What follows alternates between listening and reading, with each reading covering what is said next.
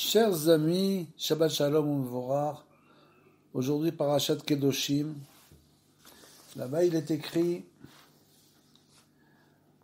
Lo takifu pe'at roshechem ve'lo tashchit et pe'at zeknecha.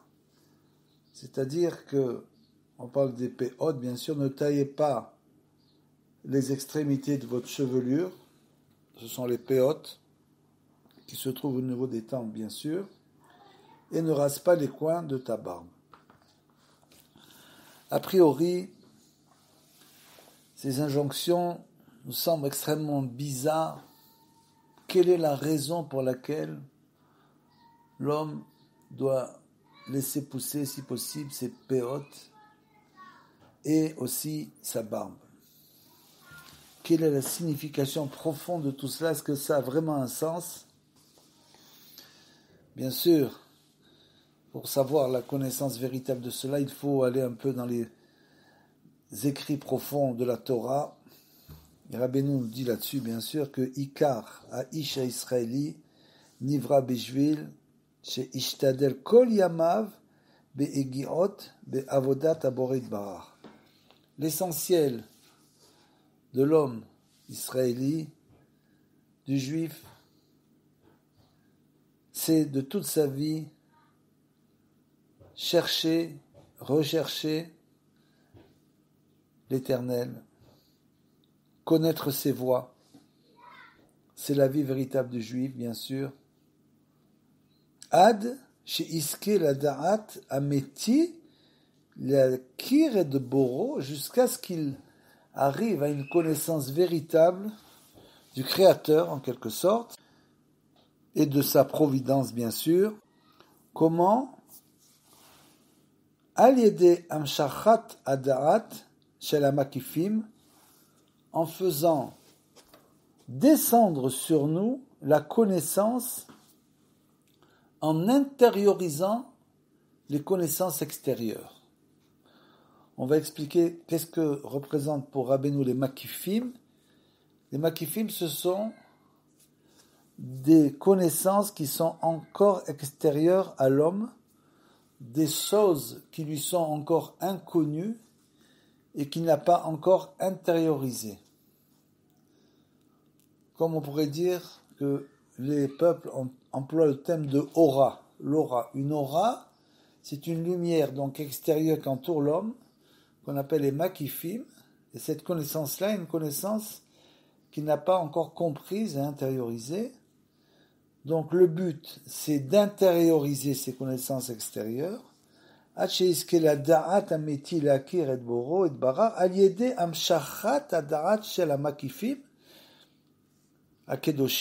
Donc bien sûr de les intérioriser.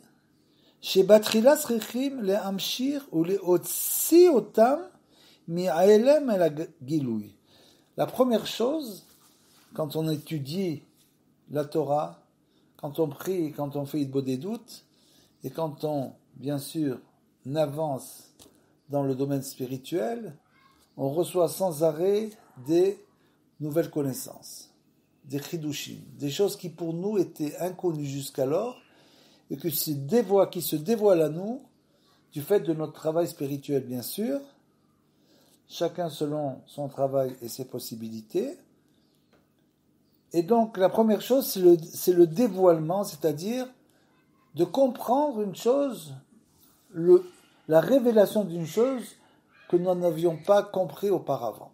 Tout d'abord, nous avons donc en quelque sorte une révélation, ce qu'on appelle le Otsiotam mi'aelem et la Gilouï, c'est-à-dire de les sortir de l'endroit où ils étaient cachés en quelque sorte à nous. Bimechinat Tibour, la Leda, c'est comme une femme enceinte. Une femme enceinte vient en quelque sorte de recevoir un fœtus qui n'est pas encore dévoilé au monde. Il est encore caché. Donc pour l'instant, ces makifim, ces connaissances extérieures entourantes qui nous sont cachées, pour l'instant, malgré qu'on ait compris leur existence, elles nous sont encore cachées, leurs connaissances véritables nous sont cachées.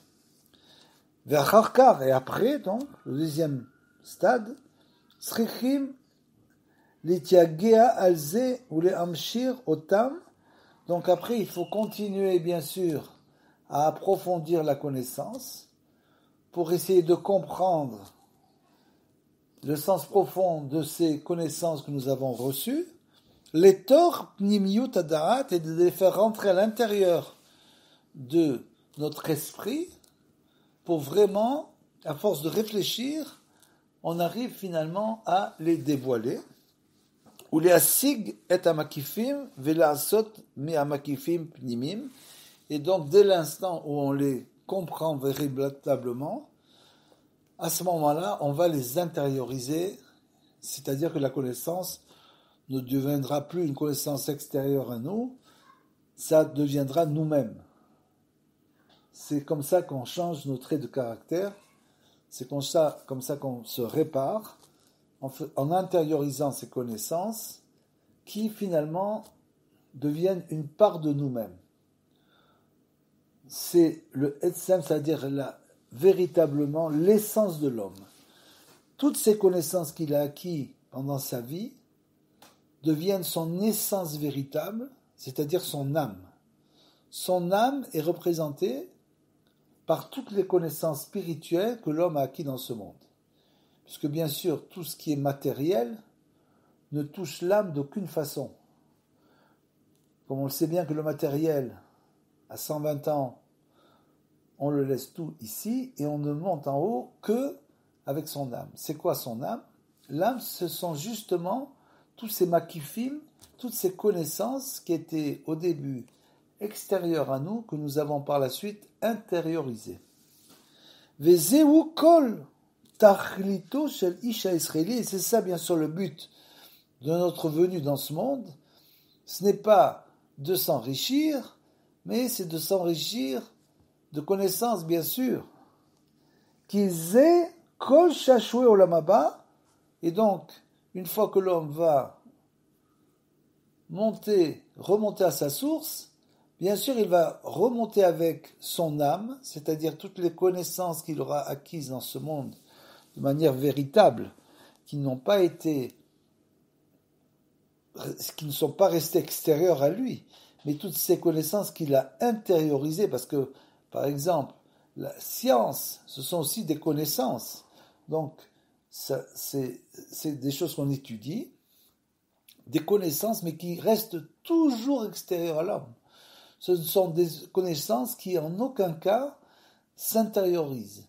Les seules choses qui s'intériorisent, ce sont les choses de l'âme, donc ce sont bien sûr les connaissances spirituelles. Donc, qui zekol shashua olam haba, c'est-à-dire que c'est ça qui va nous rester dans le monde à venir. Ikar hachaim anischim sheyichyu Israël le olam haba, c'est ça la vie éternelle, puisque c'est la vie de l'âme. Nous allons donc vivre dans le olam haba une vie éternelle. Donc, c'est ce qu'on appelle le olam haba, et c'est donc la vie de l'âme, c'est-à-dire la vie avec les connaissances que nous aurons acquis et que nous devrons continuer là-bas. C'est ça ce qu'on appelle les shashuim olam haba, c'est-à-dire c'est la continuation de tout ce que nous avons entrepris ici au niveau spirituel, kemevoar bifnim, comme c'est écrit. Umechamat sheikar amshachat hadaat shel asagat amakifim. Et puisque la compréhension de ces connaissances qui étaient extérieures, nimshar mi shorsho mi bechinat asearot, elles proviennent à leurs racines ce qu'on appelle les cheveux, les poils, searot, chez la péot, des péot. C'est de là que provient la manière, c'est en quelque sorte comme des antennes avec lesquelles on va pouvoir intérioriser ces makifim, ces connaissances extérieures, les faire entrer à l'intérieur, vazakan et aussi de la barbe. Parce que c'est marqué, tout ça, c'est bien sûr écrit dans le Zohar et le Etzraïm, que les poils des péotes et de la barbe sont comme des récepteurs qui nous permettent de faire rentrer à l'intérieur de nous des connaissances très profondes. Shem Bechinat Morkin Gvoim, qui représente des lumières très élevées, Me'od. Shem Bechinat Makifim Keneged Da'at Adam, et qui représente pour nous, pour l'instant, ces péotes et cette barbe représentent comme des makifim, c'est-à-dire que c'est comme, on l'a dit, des antennes qui nous permettent d'attirer à l'intérieur de nous-mêmes, en quelque sorte, toutes ces lumières qui sont pour l'instant à l'extérieur. Kamouvan Beberti Varizal, comme c'est écrit dans la Rizal, Ve'alken Assur le Galham. C'est pour ça qu'il est interdit de les raser totalement, même si on laisse pousser un petit peu, c'est déjà bien. De ne pas les raser totalement, qui aiment Sinorot et Lionot, parce que ce sont des conduits d'un très haut niveau, comme on l'a expliqué, des conduits extrêmement élevés, et Lionot, chez Aliadam Ikar Amshachadadat, qui nous permettent d'attirer vers nous la connaissance, Mimakif, les ptimi, de l'extérieur vers l'intérieur de nous-mêmes. Parce que si une connaissance, bien qu'on en ait conscience, comme on l'a dit auparavant, qu'on ait compris, mais si on ne l'a pas vraiment intériorisée, alors elle va rester tout le temps à l'extérieur de nous-mêmes. Comme on l'a dit précédemment dans la Torah de Rabbeinu, dès l'instant où un homme intériorise des makifim, des connaissances extérieures, et qu'il les comprend de manière profonde, tout de suite va se mettre en place des nouveaux makifim, des autres connaissances extérieures à lui, qu'il devra aussi intérioriser. Et ainsi, toute sa vie, il va donc évoluer dans sa connaissance, et bien sûr, en intériorisant en permanence toutes ces connaissances extérieures. Chez Zekol Kedushat Israël, c'est ça, tout ça, ça représente la sainteté du peuple d'Israël, de l'homme Israël, Kenal. Ou Mechamat, chez Betrilat Srichim, Leamshir, Amakifim, Me'ailem et la Giloul, comme on a dit au début, on doit simplement les dévoiler. On ne les a pas encore comprises, mais on va les dévoiler. Donc, du fait qu'on va simplement les dévoiler, Me'ailem et la Giloul, mais Ibour, l'Eleda, c'est comme une femme enceinte qui doit par la suite dévoiler l'enfant.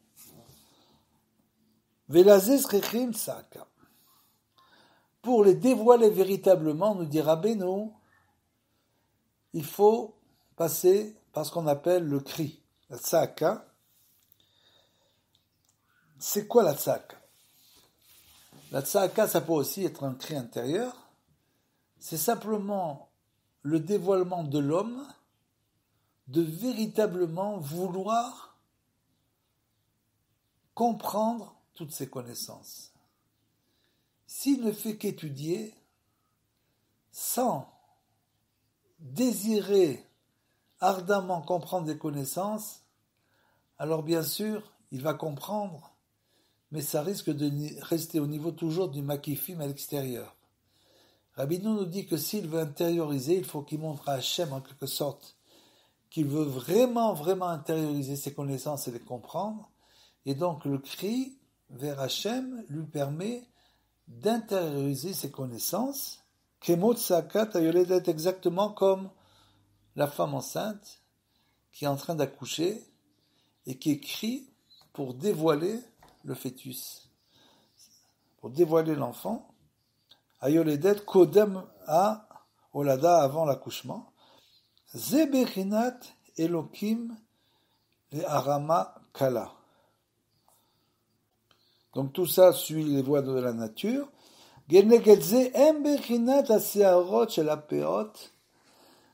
En face de cela, il y a justement ce qu'on appelle les poils au niveau des tempes, qu'on appelle les péotes bien sûr, des gamatria Elokim justement, qui est la valeur numérique de Elokim, Kamouva, Alken a Dviria Hashem Itbarach, Batevat Haolam, chez Apeot, Gedelim Etzel Atinok.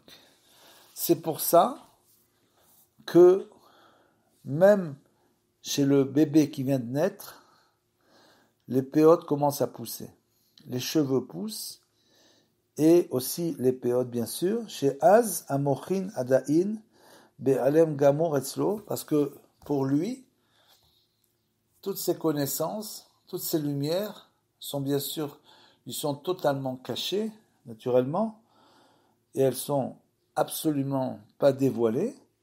Les Kemo chez Atinok, Gadel, et au fur et à mesure que cet enfant va grandir, Kemoken, Gedelim, Amochin, Imo, bien sûr, ces connaissances extérieures, ces lumières extérieures vont grandir avec lui, naturellement, Veyotsi, Me'alem, El Agiloui, et elles vont petit à petit lui être dévoilées. C'est donc tout. Umize nidba, betevat atinok, litzok kolot arbe. C'est pour ça que le bébé crie beaucoup, pleure beaucoup, parce qu'il veut attirer à lui, en quelque sorte, ces connaissances qui sont totalement extérieures à lui. Il veut évoluer, donc il va être obligé d'intérioriser petit à petit toutes ces connaissances extérieures. Comment il le fait? En criant sans arrêt et en pleurant, bien sûr. Ki ikar otsaat amochim me'elem al agiloui, sheye bebechinat makifim, parce que l'essentiel du fait que nous pouvons intérioriser toutes ces connaissances extérieures, al yede al kolpanim ou al yede tsaraka bekol, parce que c'est comme ces bébés, on est comme des enfants qui voulons sans arrêt évoluer, et donc il faut aussi crier pour réveiller en quelque sorte toutes ces connaissances extérieures et pouvoir les intérioriser. Ve'alken gedelim em gam az etzlo se'arot apeot. Et c'est pour cela que même chez le petit enfant, la chevelure pousse, ainsi que les péotes, bien sûr, chez M. Bechinat, Otsat Amakifim, Aelem et la Gilouï. C'est donc la preuve qu'il a la possibilité d'intérioriser toutes ces connaissances qui lui étaient extérieures pour l'instant. Mais Ibour la Leda, donc de la grossesse à l'enfantement, bien sûr. Aval, Sarot, Azaken, par contre, le bébé n'a pas de barbe. La barbe ne pousse que plus tard. Disons à partir de l'âge de 13 ans, commence à pousser des petits poils de barbe. Pourquoi ça ne pousse pas au début? Bon, pour nous, ça paraît bizarre, bien sûr, de dire cela parce qu'on n'est pas habitué, mais la barbe aurait pu aussi bien pousser dès la naissance. Mais bon, les là, et donc aval serot azaken, chez M, ikar amshachat amochin, parce que ça, c'est au début, ce sont des petites lumières, bien sûr, qui vont descendre, qui vont permettre à l'enfant de se structurer en quelque sorte.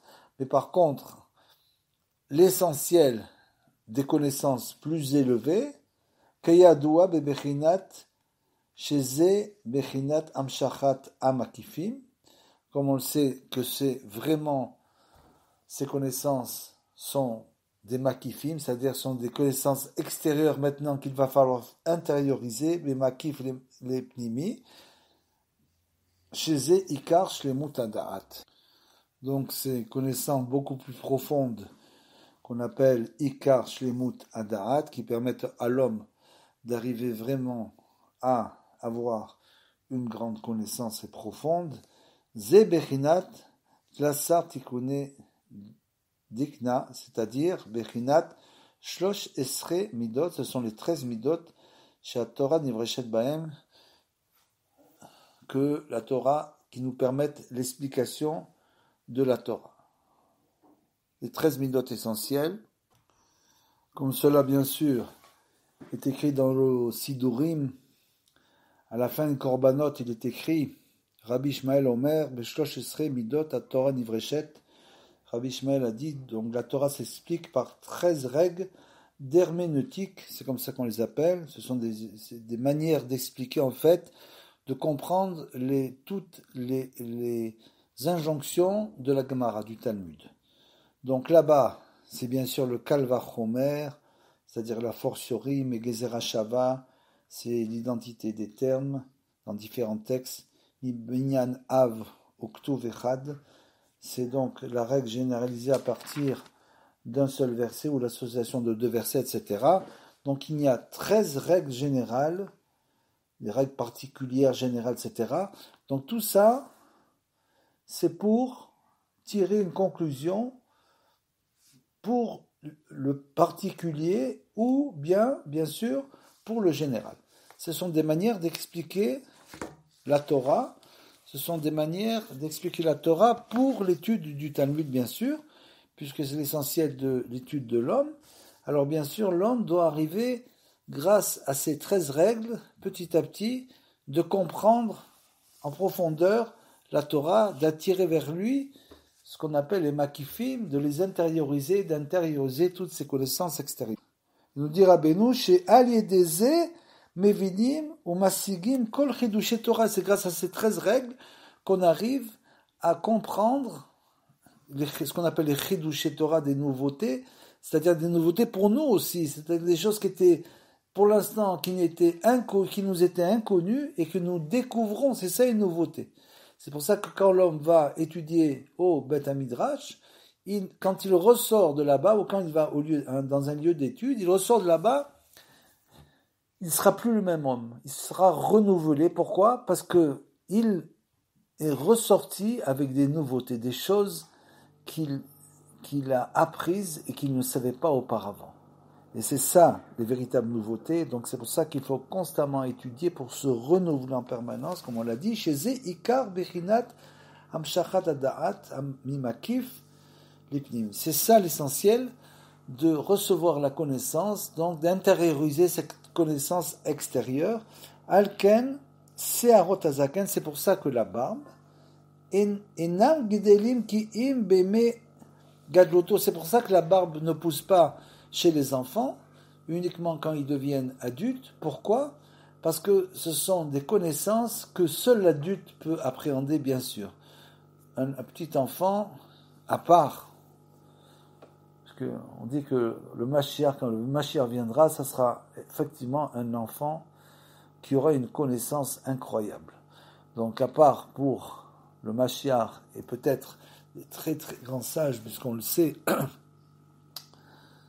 que, par exemple, le Baal Shem Tov, à l'âge de 3 ans, s'enfuyait dans les forêts pour faire Hitbod des doutes, c'est une chose pour nous qui paraît incompréhensible. Et toutes les histoires de la Torah où on en parle de tout ce qui s'est passé alors que tous ces grands sages, ces prophètes étaient encore des enfants, ce sont des choses pour nous incompréhensibles.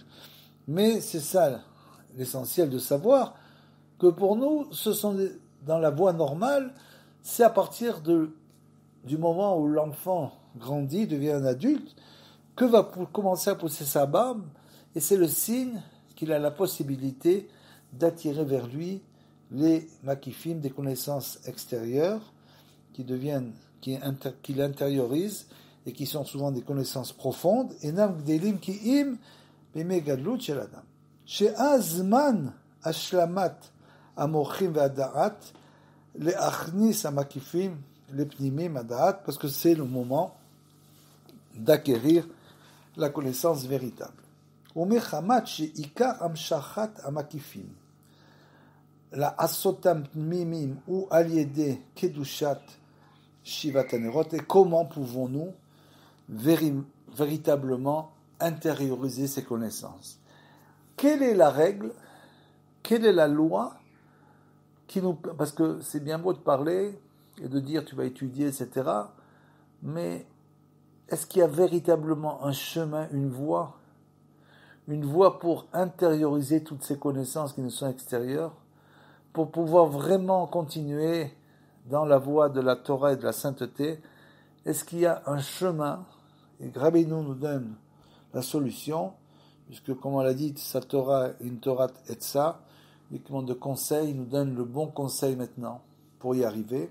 Il nous dit Umechamat sheikar amshachat amakifim laasot nimim ou alide kedushat shevat hanerot, c'est de sanctifier nos 7 lumières. She'em tren nigve udnim ou tren nigve ena ou tre nigva chotma ve nigva de puma. C'est-à-dire, il faut sanctifier donc nos deux yeux, tout ce qu'on va regarder, il faut essayer surtout de ne pas avoir de vision interdite. C'est pas évident. Même quand on se promène dans la rue, par exemple, le Rav Mordechai Eliyahu, Zechat Tzaddik Bracha, avait l'habitude de sortir dans la rue sans ses lunettes. Il avait les lunettes dans la rue.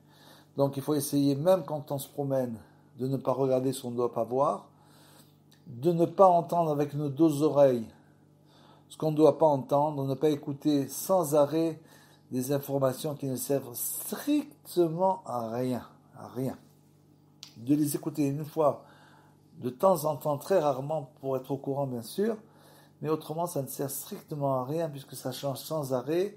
Ce qu'il y avait hier, ça ne sera pas demain, et soudain on revient en arrière, et ce qui s'est passé hier revient demain, etc. C'est une chose sans fin, donc il ne faut pas écouter n'importe quoi, mais plutôt écouter des livrets Torah. Bien sûr, après il y a le nez avec les orifices des deux narines, et qui représente les Yirat Shamaim, la crainte divine. Et enfin, il y a la bouche. Il nous dit, Rabbeinu, ve'yikar wapé, l'essentiel c'est la bouche, bien sûr c'est la parole, chez où Asof ve'aklal shel kol shebatenerot, qui représente en fin de compte l'aboutissement. La bouche c'est l'aboutissement des 7 lumières, c'est-à-dire quand on voit comment une personne parle, bien sûr, on peut comprendre beaucoup sur cette personne, puisque c'est l'aboutissement de son travail spirituel. L'aboutissement de ce qu'il a vu, l'aboutissement de ce qu'il a entendu, l'aboutissement de sa crainte, du niveau de sa crainte divine, c'est donc finalement dans la bouche que ça aboutit, puisque la bouche est centrée au milieu, en quelque sorte, de la face, et en plus c'est unique. Qui Sham Ika Idgalut Adaat, bien sûr, parce que la bouche est, par la parole, est l'essentiel du dévoilement de la connaissance. Comment un homme dévoile sa connaissance, c'est par sa parole, bien sûr. Shenimshar Aliede Kedushat Shivat Hanerot, qui est la résultante de la sanctification de ces 7 lumières. Si l'homme sanctifie ces 7 lumières, il va arriver à parler en quelque sorte avec Kedusha, avec sainteté, Bebechinat, Mipiv, Da'at, ou Dvuna, comme il est écrit, de ma bouche proviennent mon Da'at, ma connaissance et ma Tevuna et mon discernement. Ve'alken, Gidul, Searot Azakan, c'est pour ça que le fait de faire pousser sa barbe, Ve'apeot, et ses péotes bien sûr, Em Semuchim le Shivat Negva Arosh. Et c'est pour ça que justement, la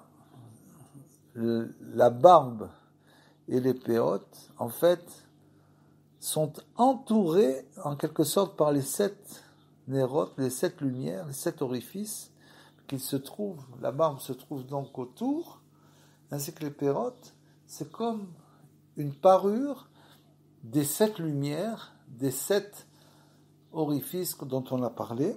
Ve'alken ikar gidul azakan, et c'est pour ça que l'essentiel du fait de faire pousser sa barbe, bien sûr, ou etzel apé, et au niveau, bien sûr, de la bouche, puisqu'on l'a dit, la barbe représente la finalisation du pouvoir, de la possibilité de l'homme de faire descendre vers lui cette compréhension profonde et qui est extérieure à lui, et de l'intérioriser. Chez Sam Ikar Idgalut Adaat, parce que là-bas, bien sûr, la bouche, c'est le dévoilement de la connaissance. Donc, c'est pour ça qu'elle est entourée de la barbe. Ou mechamat sheikar shlemut amshachat adaat shel hamakifim anal ou liskot leamshir otam midor ledor, et du fait que nous avons le mérite dans le peuple juif de pouvoir faire continuer cette connaissance, de la transmettre, la transmission de la connaissance de génération en génération, bien sûr, chez Zeikar Mitzvat Oladat Abanim, et c'est ce qu'on appelle c'est-à-dire la descendance. Oladat Abanim, c'est notre descendance. Donc ça veut dire que l'homme va continuer en quelque sorte sa connaissance à travers sa progéniture, à travers sa descendance.